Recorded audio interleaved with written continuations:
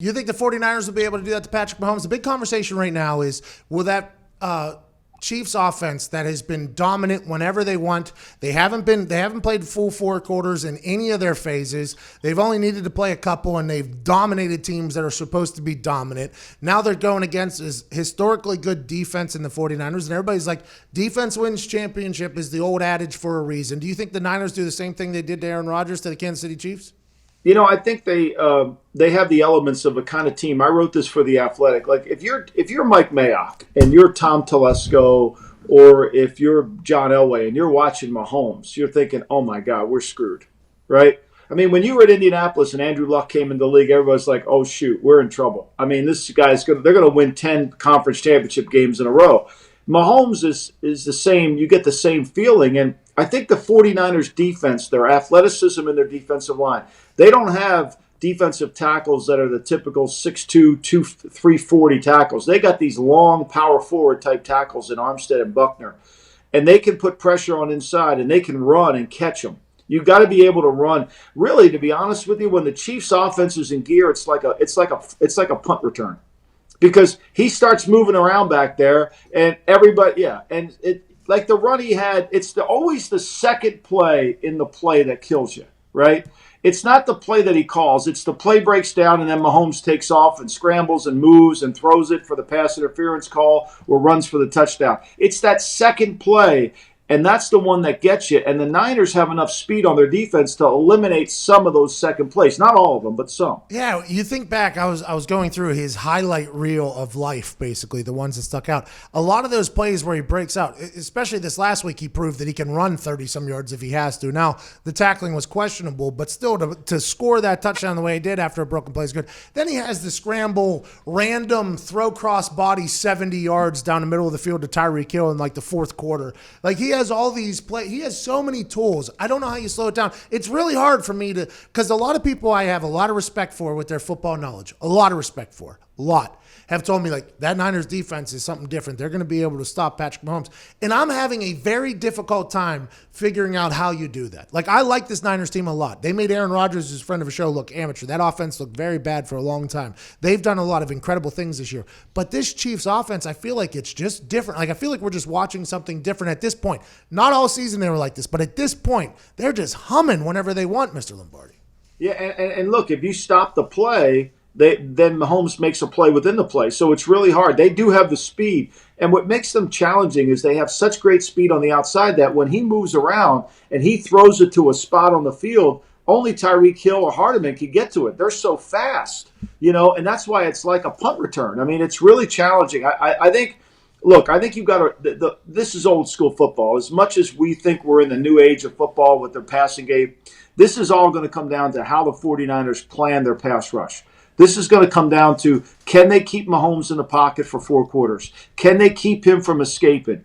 Can they do what the Patriots did in the conference championship game last year? That first half of how they rushed them, where the tackles, the defensive ends never get past the quarterback. The defensive tackles push the quarterback back. This is going to either be a clinic on defensive line pass rush, or it's going to be a big mistake by the 49ers. That's where the game's going to come down to. It ain't about coverage.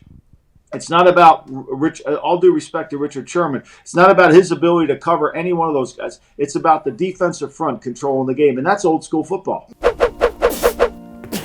Well, hello there. Utilize the promo code PAYTHEBILLS and get $20 off your first order from SeatGeek. Now, back to the magic. You've been in the front office. You've been on the coaching side of things. You've done it all in the NFL. Is that something that they would look at? Like Robert Saleh is looking back at the Patriots last year in the championship game, and they're like, all right, this is going to be our game plan. Is that something that Robert Saleh would put on film in front of these guys and be like, hey, this is what we're trying to do right here. This is the team that had the most success. I think he has to. I think that's what he's doing. I think the secret weapon in all this is Mike Shanahan.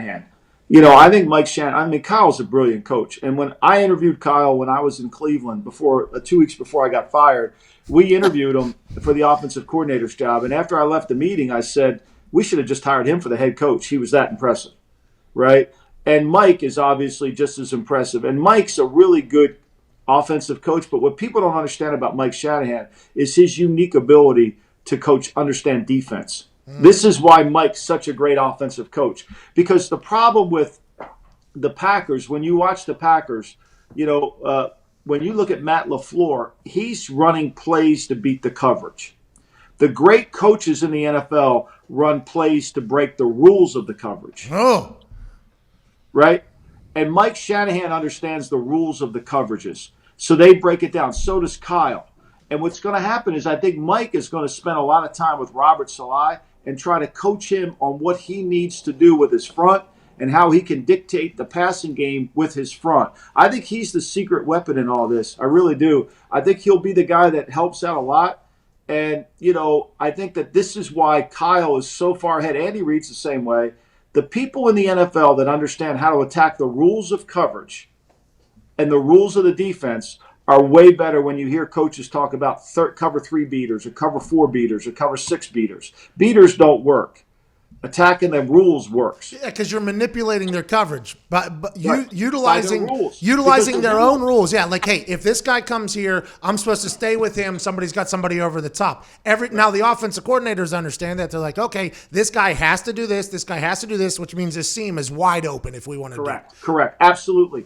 And that's how great coaches, and that's how they call plays, and that's how they don't run beaters. Because when you run beaters against teams that run like Pete Carroll's cover 3 or Saleh's cover 3, they've seen every beater you could run. They know every play you're going to run against them. They practice the beaters. What you must do is go back to, like, if LaFleur would have watched any of Josh McDaniels' tape of him attacking Pete Carroll, whether it's Super Bowl 49, whether it's a game in Seattle, he puts 500 yards on him every single time because he understands how to attack the rules in Pete's coverages.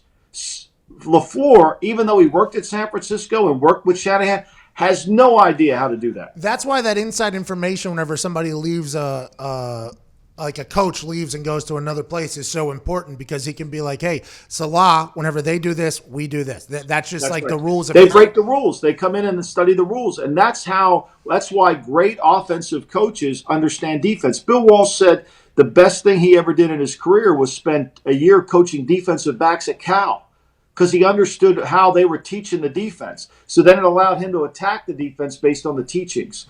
That's when you're talking about chess at a higher level.